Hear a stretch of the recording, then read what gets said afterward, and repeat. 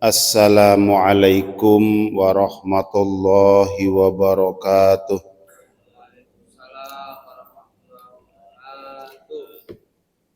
Innal hamdalillah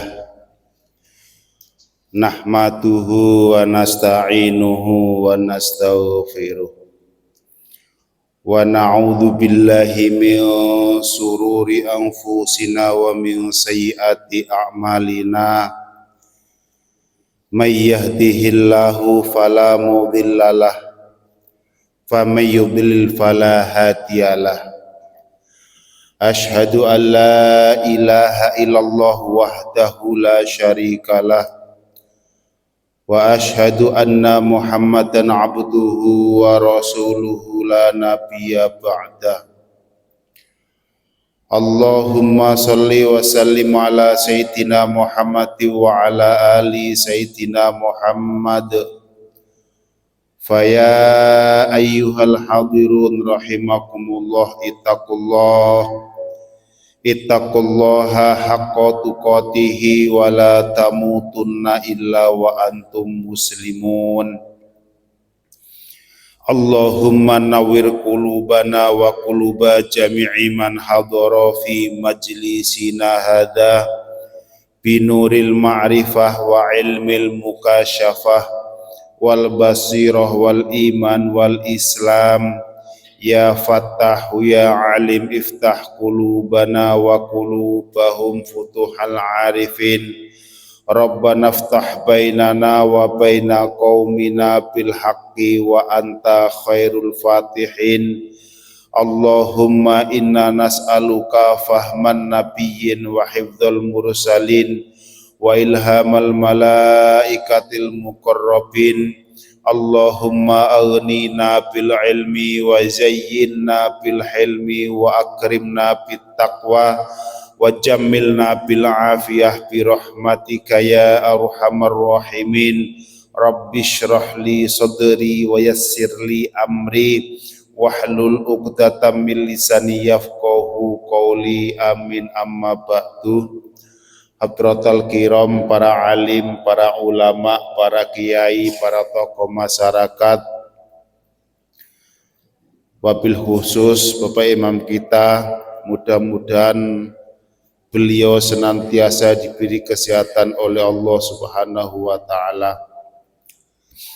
Mohon maaf, Ahad kemarin nggak bisa ngisi di sini karena ada permintaan di masjid tetangga. Bapak Ibu rahimakumullah,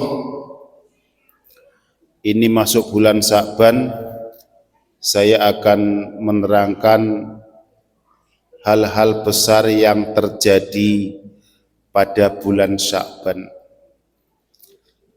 Rasulullah Shallallahu Alaihi Wasallam bersabda di hadapan para sahabat, Bismillahirrahmanirrahim. Atadruna lima sumya Sya'bana? Apakah kalian semua mengerti kenapa bulan ini dinamakan bulan Sya'ban? Qalu, kemudian para sahabat menjawab, Allahu wa rasuluhu a'lamu minna. Para sahabat menjawab, Allah dan utusannya lebih mengerti daripada kami. Qala, kemudian Rasulullah Shallallahu Alaihi Wasallam, li'annahu yatasya'abu fihi khairun kathirun. Karena sesungguhnya di dalam bulan Sya'ban yatasya'abu fihi khairun kathirun, banyak cabang-cabang yang terjadi, kebaikan yang sangat banyak. Ini kata Rasulullah Shallallahu Alaihi Wasallam. Kita semua tahu bagaimana hebatnya bulan Ramadan karena di situ ada turun Al-Quran, ya, ada hari nuzulul Quran. Bagaimana hebatnya bulan Rajab karena di situ Allah Subhanahu wa taala memanggil Rasulullah Shallallahu alaihi wasallam untuk menghadap kepada Allah di Sidratil Muntaha untuk menerima perintah sholat, ya.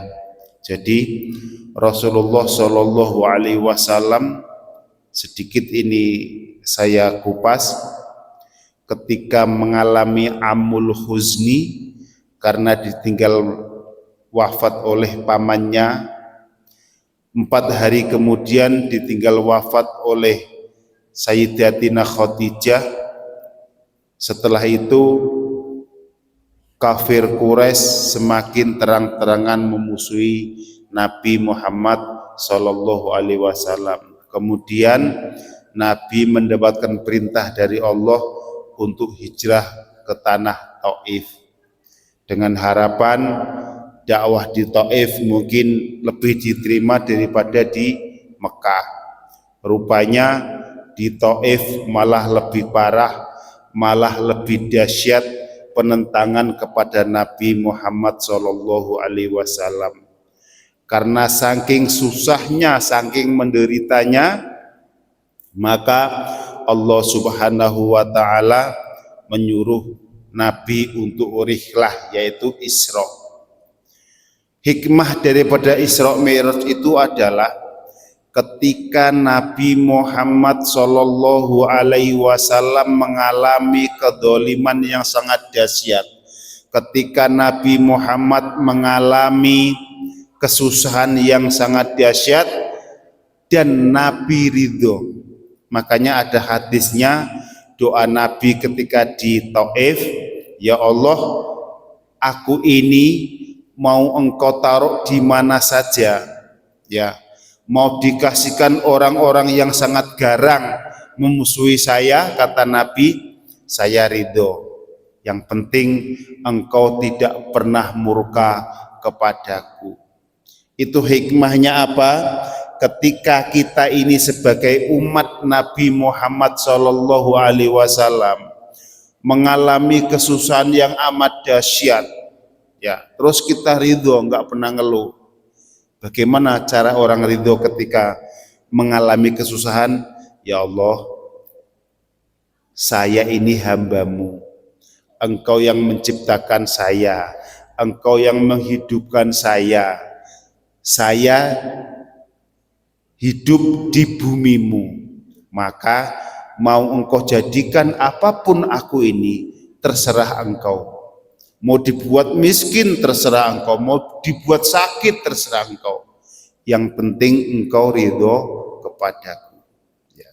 Setelah Nabi ridho, apapun yang terjadi, kesusahan seperti apapun yang terjadi, maka Nabi terus diisrokan oleh Allah Subhanahu wa taala dari Masjidil Haram ke Madinah, terus ke Jabal Turi Sina, terus ke Masjidil Aqsa, terus Mi'raj ke Sidratil Muntaha. Itu artinya apa?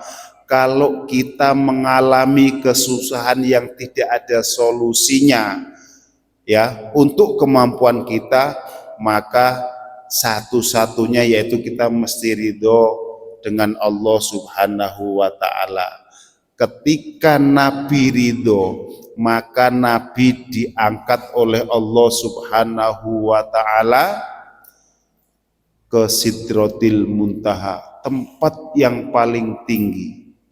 Bahkan dikatakan ketika Nabi sampai ke Sidratil Muntaha ditemani oleh malaikat Jibril tidak mampu untuk mengikuti Nabi. Sampai pintu saja malaikat Jibril mengecil karena kena nur Allah Subhanahu wa taala. Itu artinya kalau kita ini mendapati kesusahan yang tidak ada solusinya, kita ridho, insya Allah nggak lama lagi kita akan diangkat derajatnya oleh Allah Subhanahu wa ta'ala. Itu hikmah yang pertama.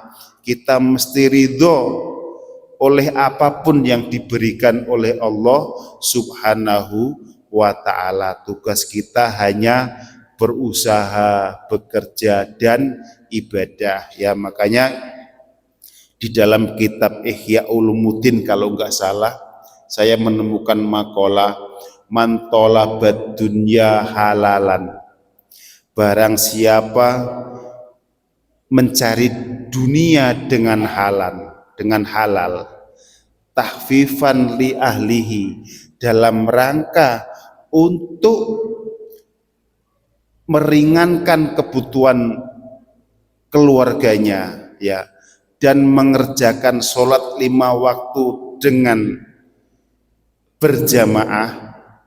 Seandainya orang tersebut belum bisa taat dengan sempurna, maka Allah akan memberikan hadiah surga. Kita ini seandainya kita yang kerjanya serabutan, ya, kita kerja dalam rangka untuk menghidupi anak istri kita. Seandainya kita belum bisa meninggalkan maksiat-maksiat seperti nongkrong yang tidak ada arah tujuannya, seperti ngumpul-ngumpul di pos main gaple yang enggak jelas arah tujuannya, itu kan sebenarnya malaikat gedek sekali. Dia mengerjakan sesuatu yang tidak ada manfaatnya. Asal kok dia masih mau sholat berjamaah, maka ampunan Allah sangat dekat sekali. Karena dengan kita sholat berjamaah, amalan-amalan kita yang kecil-kecil akan diterima oleh Allah Subhanahu wa ta'ala. Ketika kita tidak sholat berjamaah, ya, sementara bacaan Fatihah kita belum tentu benar, maka amalan-amalan kita yang kecil-kecil dipending oleh Allah Subhanahu wa ta'ala. Amalan kita, sedekah kita, puasa sunnah kita, apapun kebaikan kita, muamalah sehari-hari dengan tetangga, itu tidak akan diberikan oleh Allah selagi sholatmu tidak sempurna. Itu makanya, ya, solusinya adalah sholat berjamaah. Mari kita ramaikan ini di Masjid Baitus Salam Arira, masjid segede ini, jamaahnya cuman itu saja, 1 shop, 2 shop, kadang pun enggak penuh. Padahal sebagian besar KTP-nya Islam. Tapi kenapa belum tertarik oleh masjid? Karena mereka belum tahu. Dan ini tugas kita semua, bukan hanya tugasnya ustadz. Kalau masing-masing satu di antara kita membawa teman satu, seperti jamaah tabligh tuh, insya Allah lama-lama penuh masjid. Satu di antara kita membawa teman satu, ayo sholat jamaah ke masjid. Bilang neraka itu panas, ya, insya Allah ini penuh nih. Biar tidak apa, biar enggak dosa kita. Masjid dibuat besar-besar, megah-megah. Yang isi jamaah cuman 1 shop, 2 shop, kan mubadzir. Ini sudah habis miliaran, ya. Itu makanya itu tugas kita semua, bukan hanya tugas ustaz, agar orang lebih dekat kepada Allah Subhanahu wa ta'ala. Saya sengaja membawa kitab Sahih Bukhari agar ketika saya membacakan hadis-hadis bulan Sya'ban tidak dianggap bid'ah, karena hadis yang tertulis di dalam kitab Bukhari ini tidak mungkin hadisnya dhaif, bahkan hadis ahad saja enggak ada. Di sini hadis sahih, paling rendah hadis hasan, ya.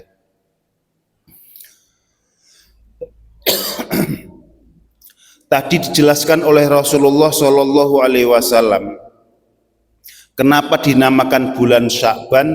Sya'ban itu maknanya cabang, subun, banyak cabang-cabang kebaikan yang terjadi pada bulan Sya'ban. Imam Syekh Abdul Qadir Jilani di dalam kitab Huniyahnya mengatakan Sya'ban terdiri dari 5 huruf, ya, Sya', Ain, Ba, Alif, Nun. Dan Imam Syekh Abdul Qadir Jilani di dalam kitab Huniyahnya menerangkan syak bimakna syarofah. Di dalam bulan Sya'ban banyak kemuliaan. Ain Sya'ban bimakna uluwun. Di dalam bulan Sya'ban banyak keluhuran. Ba bimakna birrun. Di dalam bulan Sya'ban banyak kebaikan. Alif bimakna ulfatun, yang bimakna condong atau sudah kita ini jinak kepada Allah Subhanahu wa ta'ala. Yang terakhir nun, yang singkatan dari nurullah, bahwa di bulan Sya'ban banyak nur dari Allah Subhanahu wa ta'ala. Yang pertama yang terjadi di bulan Sya'ban ketika sudah masuk tanggal 15 Sya'ban, Rasulullah Shallallahu Alaihi Wasallam mendapatkan wahyu berupa ayat A'udzubillahi minasyaitonirrajim. Bismillahirrahmanirrahim.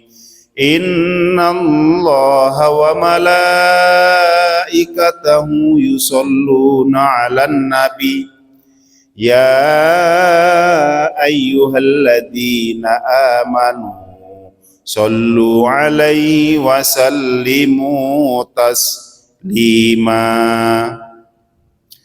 Ayat ini turun kepada Nabi Muhammad Sallallahu Alaihi Wasallam pada tahun kedua Hijrah. Itu maknanya apa? Ayat ini kan menerangkan agar umat Nabi Muhammad Sallallahu Alaihi Wasallam membaca sholawat. Sebelum tahun kedua Hijrah, sebelum turun ayat ini, umat Nabi yang beriman belum mendapatkan syariat untuk membaca sholawat. Itu artinya ketika Nabi di Mekah belum ada itu bacaan sholawat dari kalangan manusia. Yang ada yaitu kalangan dari malaikat dan para nabi yang sudah membaca sholawat. Ya, jadi sholawat untuk Rasulullah itu disyariatkan setelah tahun kedua Hijrah, pas pada bulan Sya'ban, 15 Sya'ban, makanya dinamakan nisfu Sya'ban, separuh dari bulan Sya'ban. Umat Nabi mendapatkan perintah untuk membaca sholawat. Kemudian ketika Nabi membacakan ayat ini, para sahabat bertanya, "Ya Rasulullah, kaifa nusolli alaika?" Ya Rasulullah, bagaimana cara aku bersolawat kepadamu? Qala, kemudian Rasulullah menjawab, "Qalu, bacakanlah atau mengucapkanlah kalian semua Allahumma sholli ala Muhammad," yaitu kalimah Allahumma sholli ala Muhammad. Kenapa di hadis ini kok kalimah sholat tidak memakai sayyidina? Terus sekarang kok orang-orang banyak membaca sholat pakai sayyidina? Pada kala itu Rasulullah sedang mengajarkan kalimah sholawat kepada sahabat. Hai sahabatku, kalian berkata atau qalu mengucapkan Allahumma sholli ala Muhammad.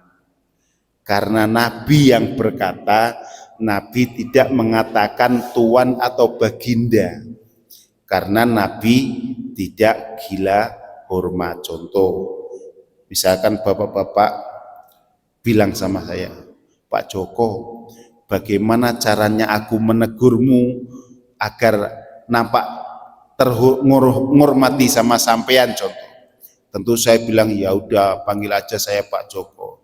Enggak mungkin saya bilang, "Pak, kalau ketemu saya panggil saya dengan sebutan Ustadz Joko."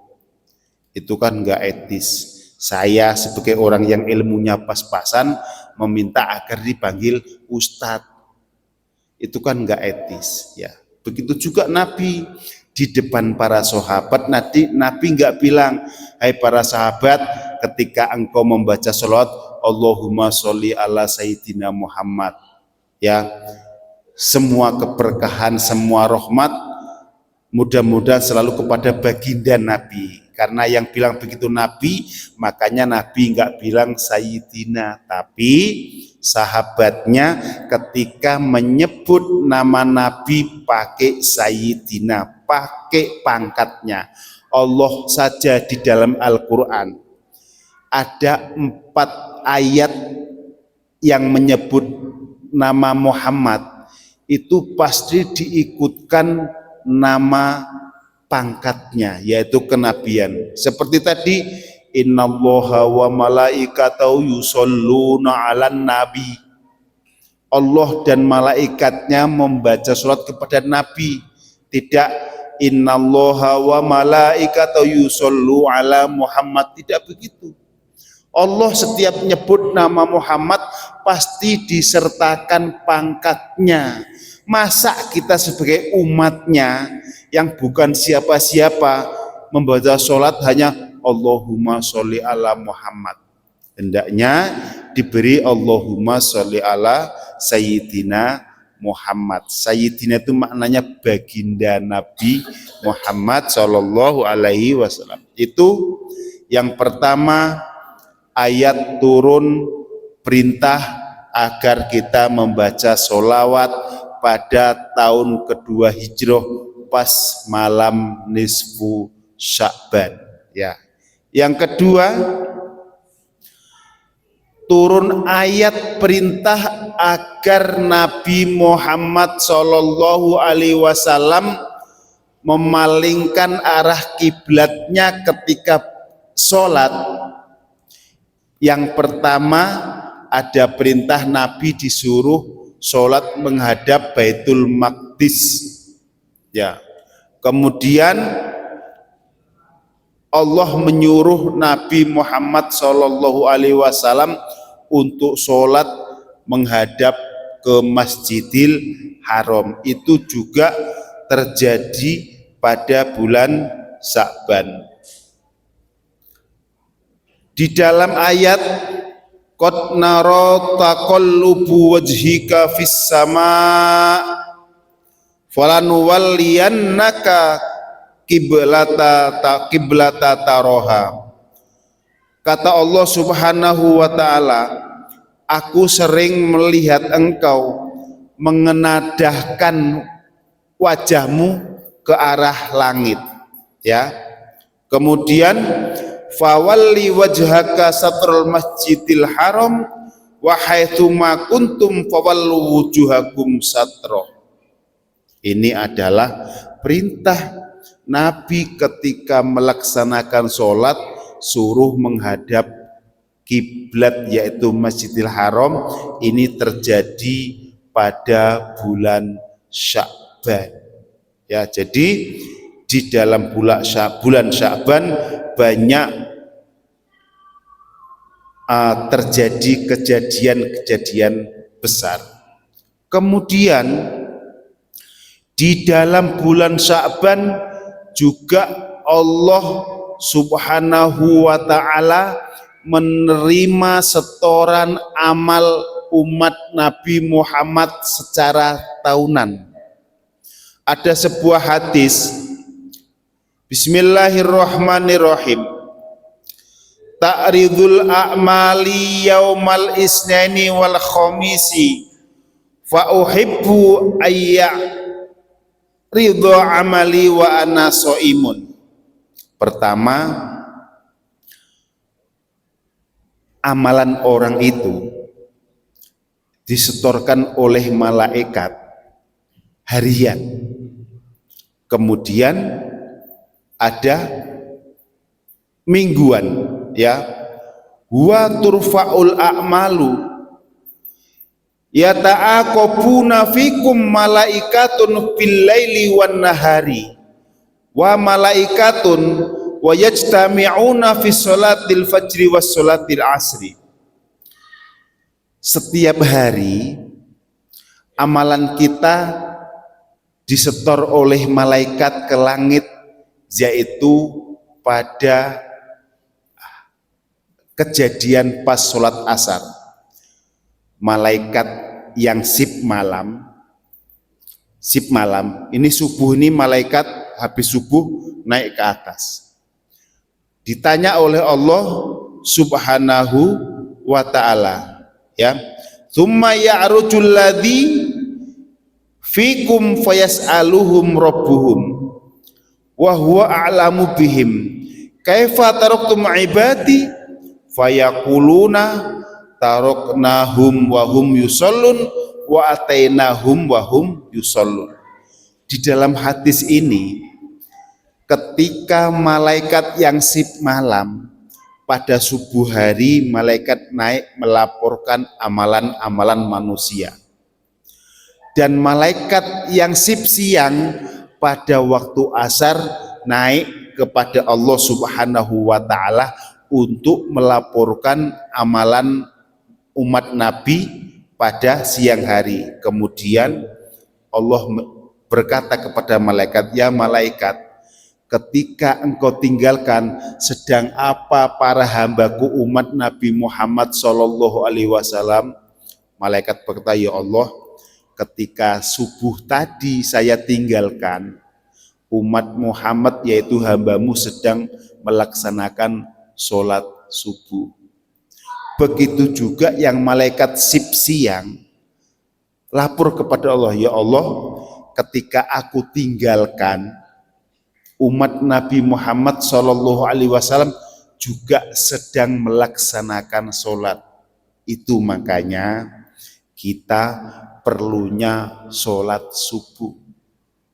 Malaikat paling getol mengontrol manusia di dalam masjid.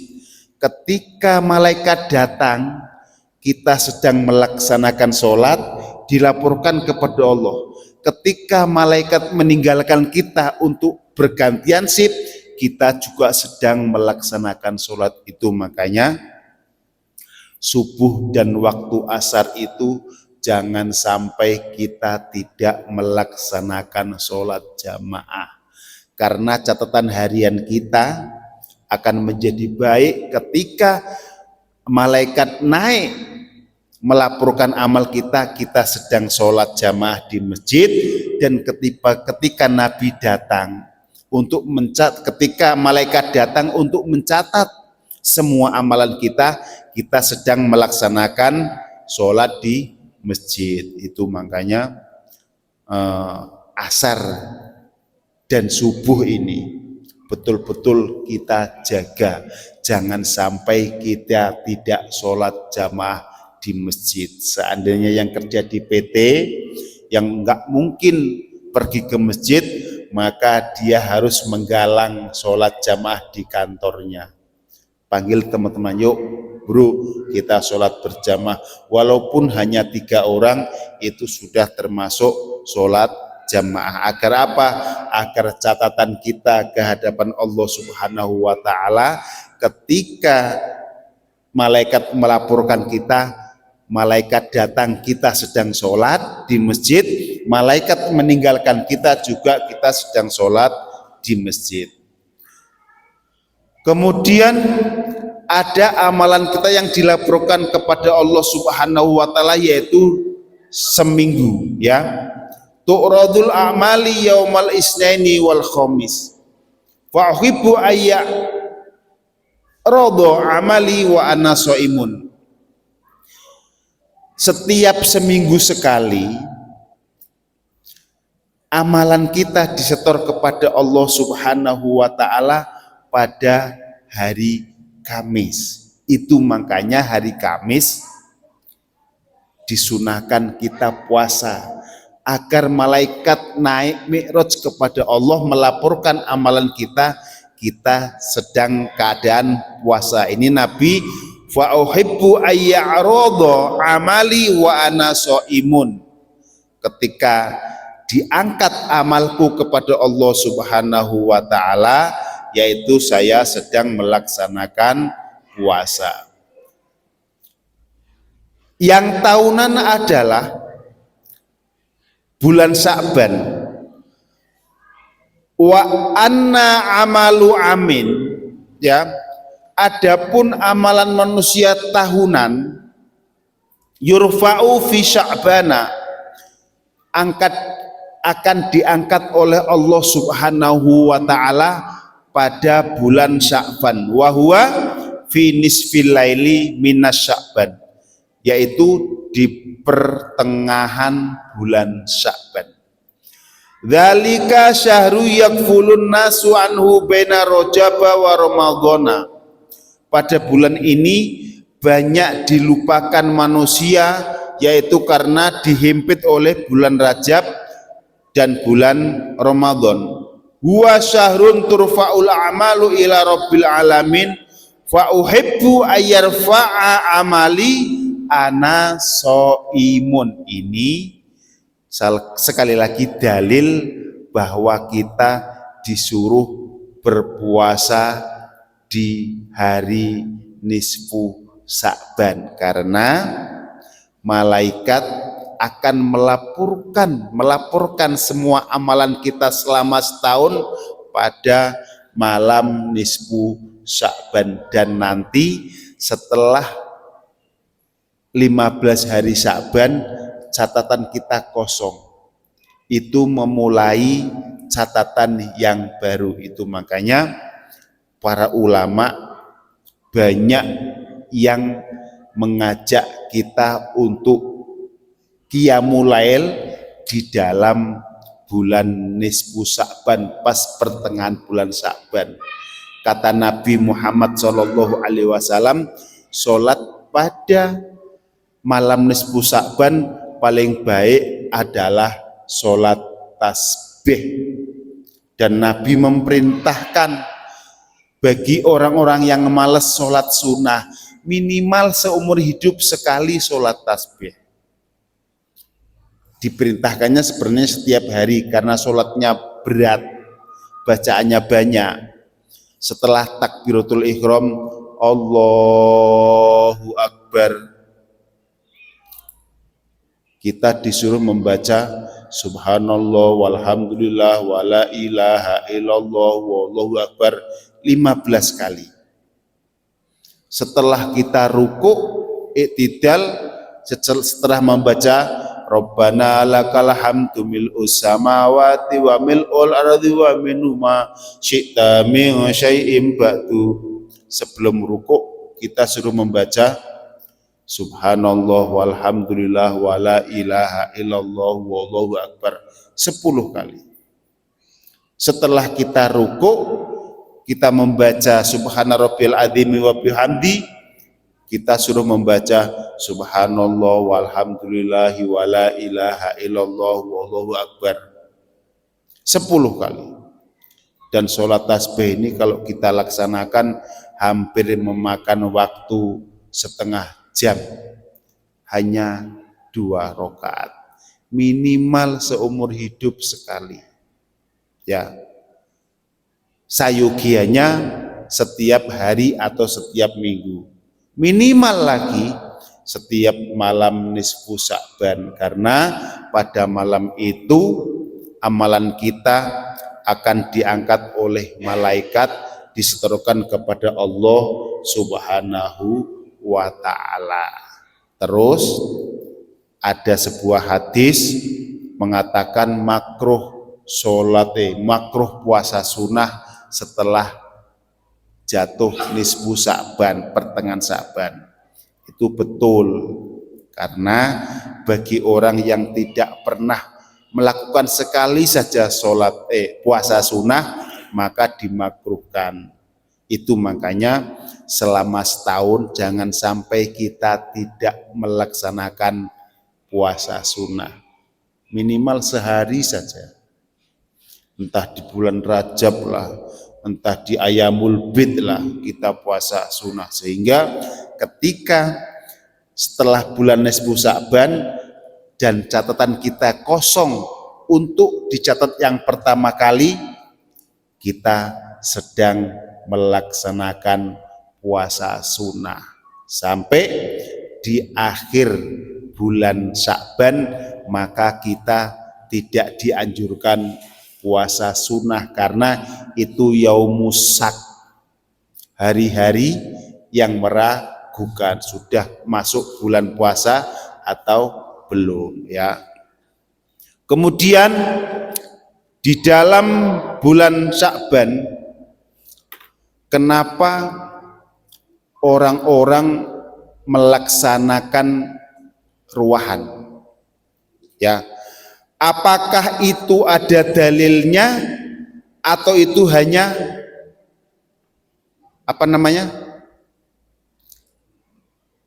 tradisi? Ketika Rasulullah Shallallahu Alaihi Wasallam setelah sholat malam pada malam nisfu Sya'ban, sholat malam Rasulullah Shallallahu Alaihi Wasallam diawali pada malam tanggal 13. Ketika tanggal 13, Rasulullah meminta kepada Allah Subhanahu wa Ta'ala pas sholat tahajud, meminta, ya Allah, ampunilah semua dosa-dosa umat saya. Rasulullah itu kalau doa, bukan dosa-dosanya yang diminta duluan, yang diminta adalah dosa umat-umat Nabi Muhammad Sallallahu Alaihi Wasallam. Ketika pada malam tanggal 13 Nabi sholat, malaikat Jibril turun, ya Rasulullah, Allah sudah mengampuni sepertiga umatmu, dosa-dosanya semua diampuni sepertiga. Terus Nabi bilang kepada malaikat, ya Jibril, kenapa hanya sepertiga, sisanya gimana? Besoknya lagi pada tanggal 14, Rasulullah Shallallahu Alaihi Wasallam munajat lagi, sholat tahajud lagi. Sholatnya Nabi Muhammad setiap malam yaitu 11 rakaat. Ketika menjelang subuh setelah sholat tahajud, malaikat Jibril turun lagi. Ya Rasulullah, umatmu semuanya sudah diampuni, ditambah lagi sepertiga. Nabi masih nawar lagi, ya Jibril, sisanya bagaimana? Pas malam nisfu Sya'ban, Rasulullah Shallallahu Alaihi Wasallam munajat lagi, datanglah malaikat Jibril melaporkan kepada Nabi, ya Rasulullah, semua umatmu telah diampunkan dosa-dosanya, tidak tersisa sedikit pun, kecuali, kata malaikat Jibril, ya, umatmu yang musyrik kepada Allah Subhanahu wa Ta'ala wal musakhin. Apa maknanya musakhin? Satu, yang enggak diampuni Allah orang musyrik, yang kedua yaitu musakhin, orang yang masih punya musuh walaupun satu di muka bumi ini. Itu makanya kalau kita gedek sama orang, kita benci sama orang, sebelum masuk bulan Sya'ban kita maafkan dia, seberapapun besarnya orang tersebut kepada kita. Allah saja Maha Pemaaf, masa kita enggak? Karena dengan kita memusuhi orang yang salah kepada kita, maka doa kita tidak diampuni oleh Allah Subhanahu wa Ta'ala. Jangan sampai nanti sampai tanggal 15 Sya'ban kita masih punya musuh, kita masih benci kepada orang. Meskipun orang itu mendolimi kita, karena gara-gara itu dosa kita enggak diampuni oleh Allah Subhanahu wa Ta'ala. Ketika Rasulullah Shallallahu Alaihi Wasallam setelah melaksanakan sholat tahajud, kemudian Rasulullah keluar dan Siti Aisyah kehilangan. Kemana ini Rasulullah Shallallahu Alaihi Wasallam? Sampai Siti Aisyah meminta tolong kepada para sahabat untuk mencarinya. Rupanya Rasulullah Shallallahu Alaihi Wasallam pada malam 15 Sya'ban itu sedang di pemakaman Baqi yang berada di sebelah kiri Masjid Nabawi. Ya, ngapain Nabi di Baqi? Nabi Muhammad Shallallahu Alaihi Wasallam mengziarahi makam-makam sahabat, mengziarahi makam-makam anak-anaknya, mengziarahi makam-makam istri-istrinya. Inilah yang dibuat dalil orang-orang yang saat ini melaksanakan ruwahan pada bulan Sa'ban. Ruwah itu dari asal kata arruh, ya. Arruh itu mufrad satu, kalau arwah roh banyak. Artinya apa? Sebelum manusia, kita umat Nabi Muhammad memasuki bulan Ramadan, kita suruh silaturahim kepada semua orang. Makanya kita ini ada syariat nanti besok masuk bulan Ramadan. Makanya saat ini apabila saya punya kesalahan dimaafkan. Itu adalah syariat agar kita masuk pada bulan Ramadan hati kita bersih, tidak ada salah kepada orang. Ini juga yang dilakukan kepada Nabi Muhammad Shallallahu Alaihi Wasallam. La kalimah ilal musyrikin wal musakhin. Musakhin itu maknanya kita harus berbuat baik kepada manusia. Jangan ada satupun di antara kita yang bermusuhan.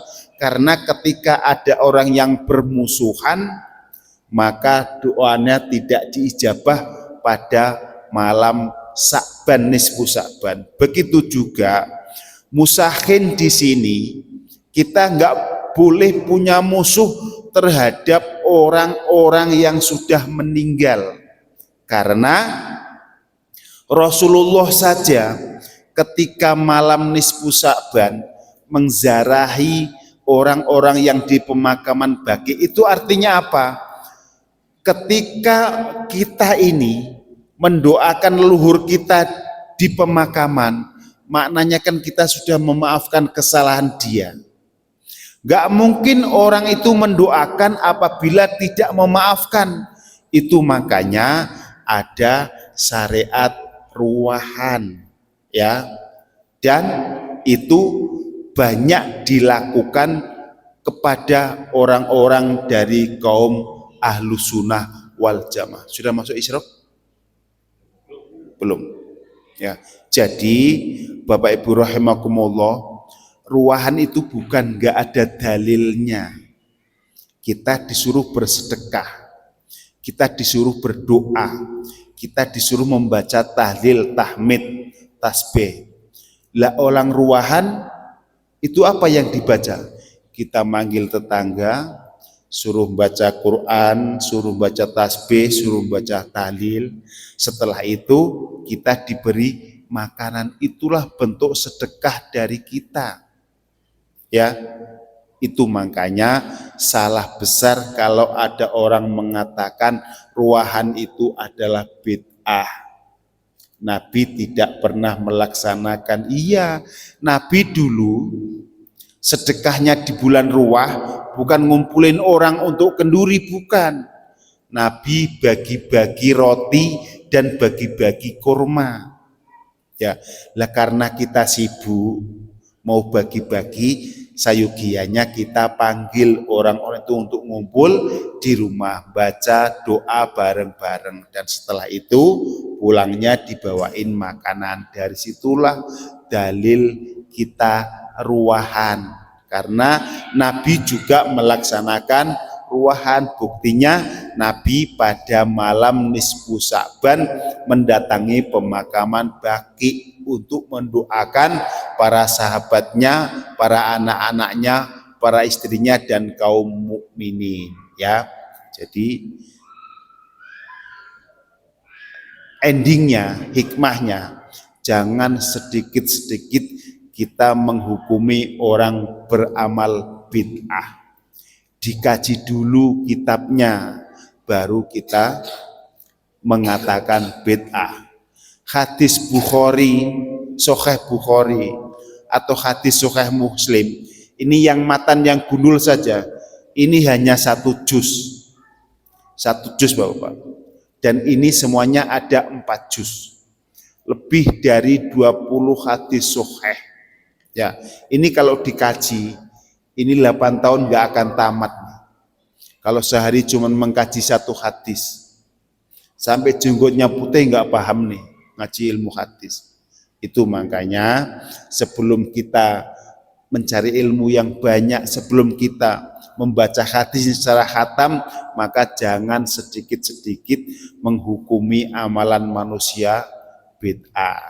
Sudah kita ini orang pelit, nggak punya apa-apa, ada lagi yang dalil, oh jangan ruahan bid'ah, makin senanglah dia, nggak keluar duit. Karena kita mau mengadakan ruahan itu minimal 2 juta habis untuk masak-masak, untuk memberi snack, ya. Atau kalau tidak ruahan, kita mengumpulkan anak-anak yatim, kita bagi. Yang harusnya dibuat beli makanan, dijadikan duit, kita bagi untuk anak-anak yatim. Inilah yang dilaksanakan Nabi Muhammad Shallallahu Alaihi Wasallam. Jadi semuanya ada dalilnya, bukan nggak ada dalilnya. Dan ini sudah tanggal berapa Sa'ban sekarang? Sudah tanggal berapa? 13 Sa'ban. Harusnya tadi malam Bapak-bapak tahajud. Karena Nabi tahajud makin banyak permintaannya untuk mendoakan kita. 13, 14, pas 15. Berarti 3 hari lagi kita melaksanakan sholat nisfu Sa'ban. Sebenarnya bukan sholat nisfu Sa'ban, sholat di malam nisfu Sa'ban.